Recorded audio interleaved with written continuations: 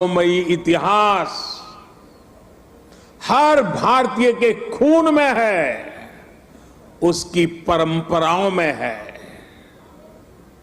नेताजी सुभाष भारत की विरासत पर गर्व करते थे और भारत को जल्द से जल्द आधुनिक भी बनाना चाहते थे। अगर आजादी के बाद हमारा भारत सुभाष बाबू की राह पर चला होता तो आज देश कितनी ऊंचाइयों पर होता। लेकिन दुर्भाग्य से आजादी के बाद हमारे इस महानायक को भुला दिया गया। उनके विचारों को, उनसे जुड़े प्रतीकों तक को नजरअंदाज कर दिया गया। सुभाष बाबू के 125वें जयंती वर्ष के आयोजन के अवसर पर मुझे कोलकाता में उनके घर जाने का सौभाग्य मिला था। नेताजी से जुड़े स्थान पर उनकी जो अनंत ऊर्जा थी, मैंने उसे महसूस किया। आज देश का प्रयास है कि नेताजी की वो ऊर्जा देश का पथ प्रदर्शन करे।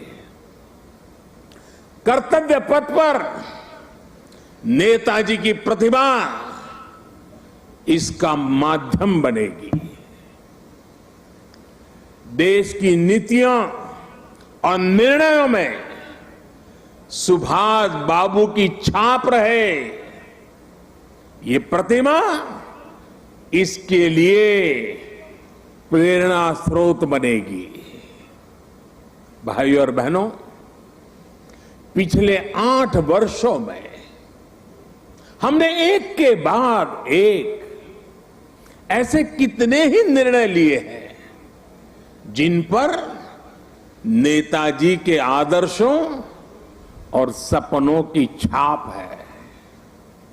नेताजी सुभाष अखंड भारत के पहले प्रधान थे जिन्होंने 1947 से भी पहले अंडमान को आजाद कराकर तिरंगा फहराया था। उस वक्त उन्होंने कल्पना की थी कि लाल किले पर तिरंगा फहराने की क्या अनुभूति होगी। इस अनुभूति का साक्षात्कार मैंने स्वयं किया जब मुझे आजाद हिंद सरकार के 75 वर्ष होने पर लाल किले पर तिरंगा फहराने का सौभाग्य मिला।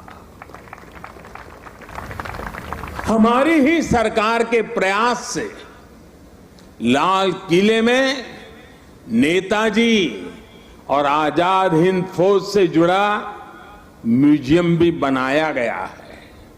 साथियों, मैं वो दिन भूल नहीं सकता जब 2019 में गणतंत्र दिवस की परेड में आजाद हिंद फौज के सिपाहियों ने भी हिस्सा लिया था। इस सम्मान का उन्हें दशकों से इंतजार था। अंडमान में जिस स्थान पर नेताजी ने तिरंगा फहराया था, मुझे वहां भी जाना था।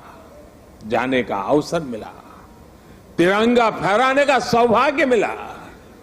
वो क्षण हर देशवासी के लिए गर्व का क्षण था। भाइयों और बहनों, अंडमान के वो द्वीप जिसे नेताजी ने सबसे पहले आजादी दिलाई थी, वो भी कुछ समय पहले तक गुलामी की निशानियों को ढोने के लिए मजबूर थे। आजाद भारत में भी उन द्वीपों के नाम अंग्रेजी शासकों के नाम पर थे। हमने गुलामी की उन निशानियों को मिटाकर इन द्वीपों को नेताजी सुभाष से जोड़कर भारतीय नाम दिए,